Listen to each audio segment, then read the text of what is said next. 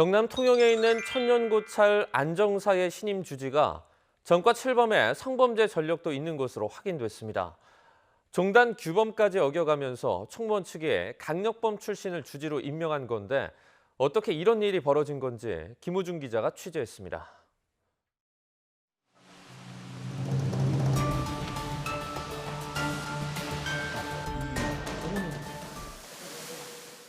신라시대 원효대사가 창건한 안정사입니다. 유형 문화재를 가지고 있고 법화종 안에서도 가장 큰 사찰로 경남 통영시 벽방사 안에 260만 제곱미터 규모로 위치해 있습니다. 그런데 최근 신임 주지 스님 문제로 내부 갈등을 겪고 있습니다. 올라갑니다. 반대파는 신임 주지의 도덕성에 큰 결함이 있다며 사퇴를 촉구하고 있습니다. 확인된 전과만 최소 7범에 이르는데 성폭행 미수로 처벌받은 전력까지 있다는 겁니다. 관광객들이 많이 오고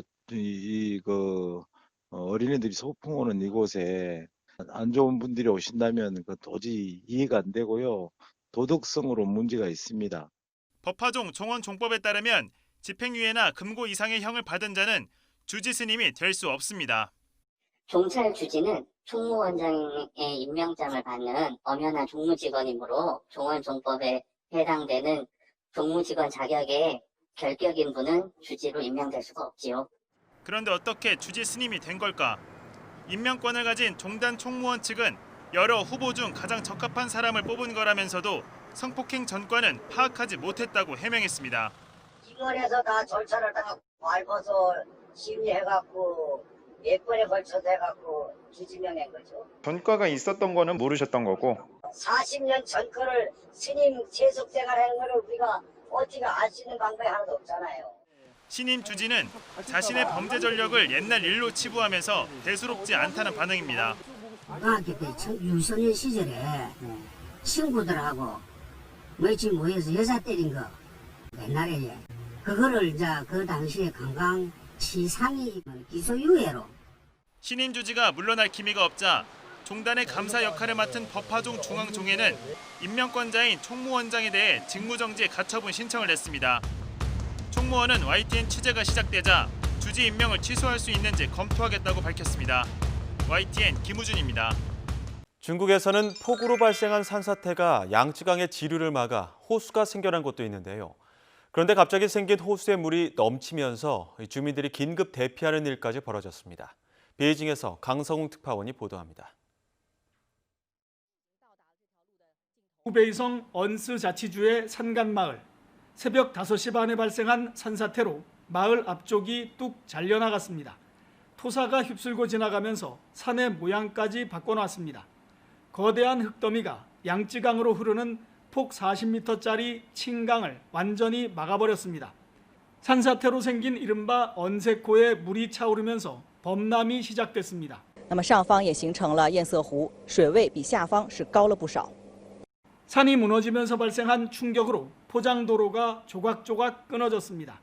평평했던 도로 표면은 불룩불룩 솟아올라 추가 산사태의 불안감을 키우고 있습니다. 군인들을 동원해 남은 주민들을 일일이 대피시켜 인명피해는 크지 않았습니다. 就在我们到达现场的时候，这条街上的人员还在进行转移。 양쯔강 중상류에 위치한 후베이성 언스자치주는 지난 주말에도 기록적 폭우가 내렸습니다. 물이 빠르게 불어나면서 도로 위에 차를 두고 몸만 빠져나온 경우도 속출했습니다. 양쯔강 유역 200여 곳이 여전히 경계 수위를 넘은 상태고 26곳은 사상 최고 수위까지 물이 찼습니다. 하류의 안휘성은 수위를 낮추려고 2까지 폭파했지만 물은 좀처럼 빠지지 않고 있습니다. 도로는 물길로 바뀌었고 수상보트가 유일한 교통수단이 되다시피 했습니다. 양쯔강 유역에는 이번 주에 또 폭우가 예보돼 있습니다. 중국 당국은 이번 홍수 피해가 앞으로 2, 3주 더 갈 것으로 보면서 장기전에 대비하고 있는 모습입니다. 베이징에서 YTN 강성웅입니다. 오늘 국회에선 고 최숙현 선수 관련 청문회가 열립니다. 가해자로 지목된 인물 가운데 유일하게 남자 선배 김도환 선수가 참석할 예정인데요. 폭행을 부인하다 뒤늦게 눈물의 양심 선언을 한 만큼 가혹 행위의 실상을 가감없이 털어놓을 것으로 기대됩니다. 김 선수가 김규봉 감독의 폭행 실상을 고백한 육성 파일을 YTN이 단독 입수했습니다. 조은지 기자입니다. 경주시청 김규봉 감독의 폭행이 처음 시작된 건 김도환 선수가 중학교 2학년 체육인의 삶을 결심한 직후였습니다. 야구 방망이 맞고 오면 엉덩이 빨개지거든요. 멍이랑 피멍이 이렇게 여기 진득해져요. 제가 엉덩이 시뻘개진 거 친구들 많죠. 탈의실에서 개마트 시간일 때 빗자루로 막 맞고 감독님 제정이 제가 제일 많이 맞았죠. 무지막지한 폭행 전 김규봉 감독은 늘 부모에게 먼저 전화해 반 죽여놓겠다는 협박성 경고를 했고 가족과 지인은 이를 지금도 또렷하게 기억합니다. 아니 네가 맞아가 엉덩이 시뻘게 하도록 그런 적도 몇 번 있었는데요. 이래 안 뺐다하더나. 진짜 그 사람이 키 맞고 눈 맞고 입 맞고 양심 맞고 다 막았는 것 같다. 니를 때린 적이 없다고 김규봉 감독이? 내가 아직까지 이 나이까지 지금 10년이 지나도 기억을 하는데. 워낙 장기간 습관처럼 맞다 보니 언제 왜 맞았는지 특정하기도 힘든 상황. 몇몇 폭행 순간을 어렴풋이 기억할 뿐입니다. 이제 어필을 타고 다운힐을 내려오는데 그때 비가 좀 내렸어요. 근데 제가 이제 막 빠르게 내려왔죠. 뒤에 사람들 생각 안 하고 막 빠르게 내려왔었어요. 감독님 무전 쳐가지고 이제 멈춰라. 이래 돼가지고 잠시 갓길에 세워서 뭐 발로 차이고 죽을 뻔했다고 죽고 싶냐고. 김 선수는 김규봉 감독이 손찌검을 요구하거나 방조한 것도 한두 차례가 아니라고 주장합니다.